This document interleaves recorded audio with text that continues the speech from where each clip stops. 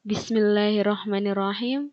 Assalamualaikum warahmatullahi wabarakatuh.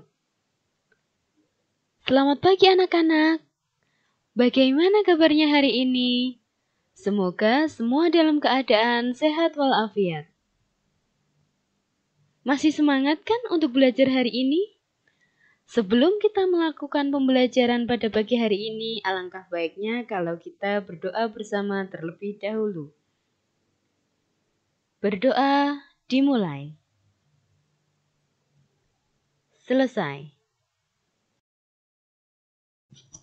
Hari ini kita akan belajar bersama materi kelas 3, tema 3, benda di sekitarku, subtema 1, aneka benda di sekitarku, pembelajaran yang kedua.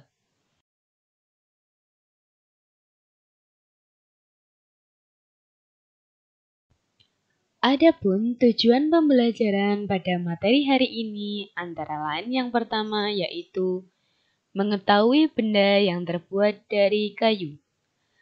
Yang kedua, mengetahui kegunaan benda.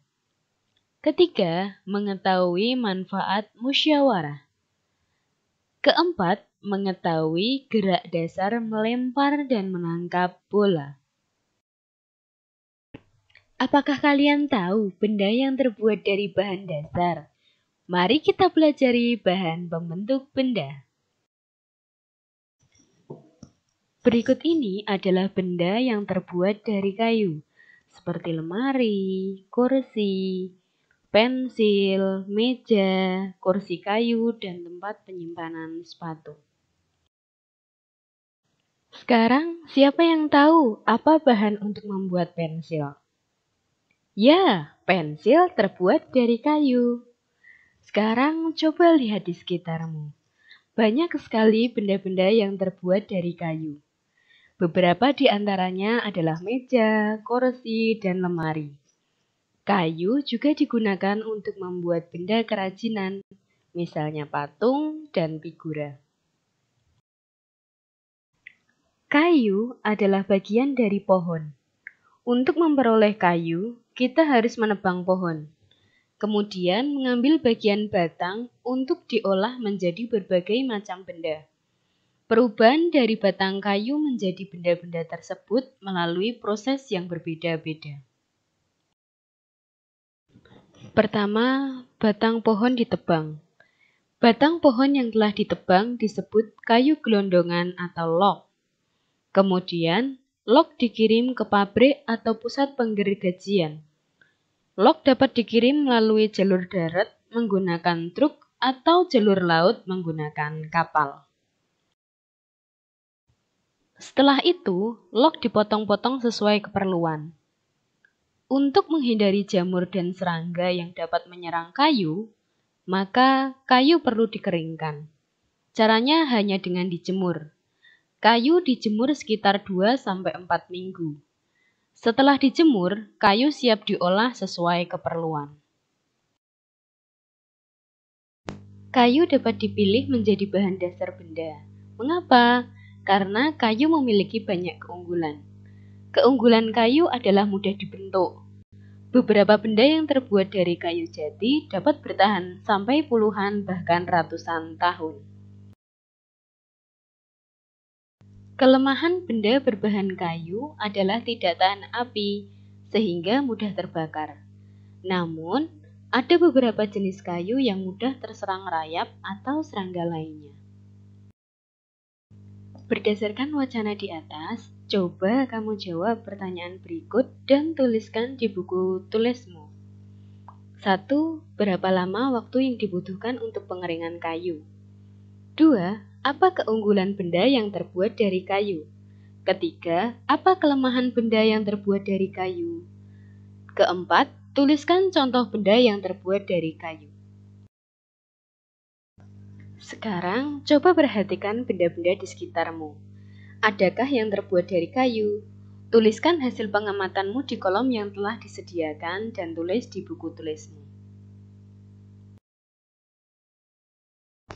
Desa tempat tinggal Siti dan teman-teman mempunyai hutan. Di dalam hutan tersebut terdapat beraneka jenis pohon. Fungsi hutan antara lain untuk menyerap air hujan. Hutan menyimpan air hujan tersebut dalam jumlah yang banyak. Namun, ketika hutan digunduli, membuat aliran air terganggu. Hal ini menyebabkan air menggenang. Akhirnya terjadi banjir yang mengalir ke pemukiman penduduk. Kebutuhan benda dari kayu yang terus meningkat mengakibatkan kebutuhan akan bahan kayu terus meningkat. Setiap tahun, banyak pohon yang ditebang untuk mendapatkan kayu. Terkadang, ada sekelompok orang yang menebang pohon tanpa izin. Kegiatan ini disebut penebangan liar. Semakin lama, jumlah pohon di hutan semakin berkurang. Jika terdapat hal seperti ini, kita harus melakukan musyawarah. Musyawarah bertujuan untuk membahas bersama suatu masalah dengan tujuan mencapai keputusan bersama untuk menyelesaikan masalah tersebut.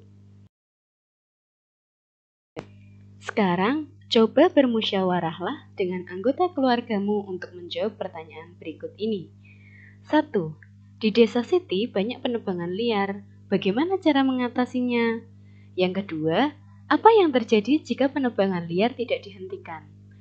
Yang ketiga, bagaimana cara mengembalikan hutan seperti semula? Silahkan dijawab di buku tulis kalian masing-masing.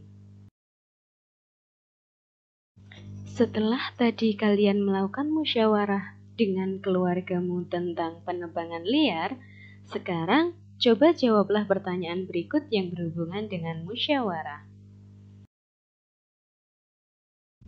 Tuliskan pengalamanmu dalam bermusyawarah. Yang pertama, apakah musyawarah yang dilakukan berjalan lancar? Kedua, apakah semua teman memberikan pendapatnya? Ketiga, apakah kamu setuju dengan hasil keputusan bersama? Berikan alasanmu.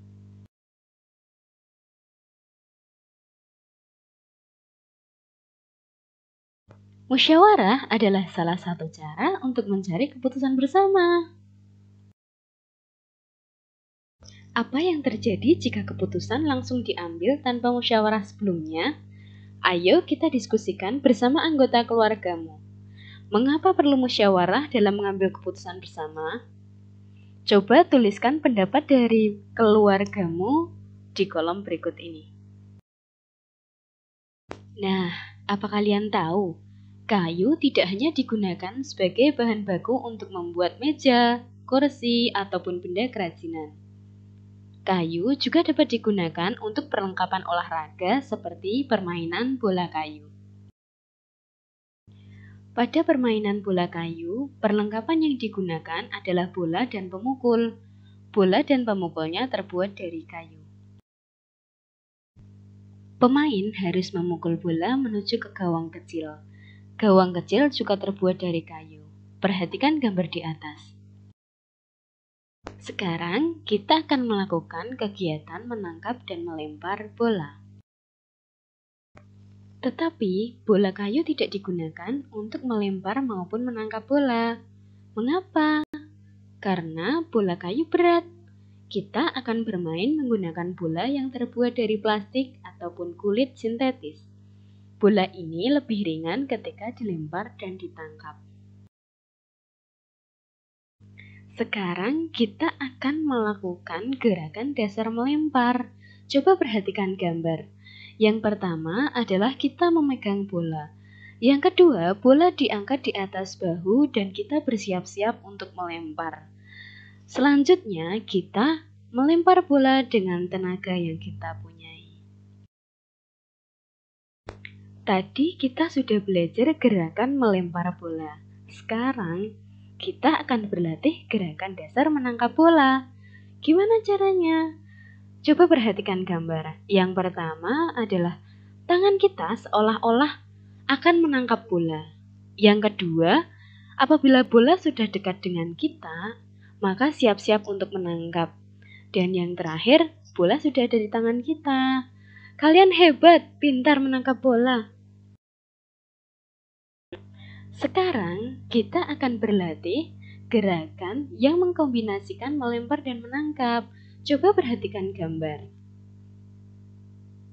Kalian sudah paham? Terima kasih telah melaksanakan kegiatan pada pagi hari ini. Semoga kalian paham dengan materi hari ini. Terima kasih kepada orang tua yang telah membantu anak-anak dalam belajar pada pagi hari ini. Setelah kalian belajar, silahkan kalian merapikan tempat pensil dan buku kalian. Dan jangan lupa berterima kasih kepada orang tua karena telah mendampingi. Tidak lupa, kita harus berdoa setelah belajar. Terima kasih.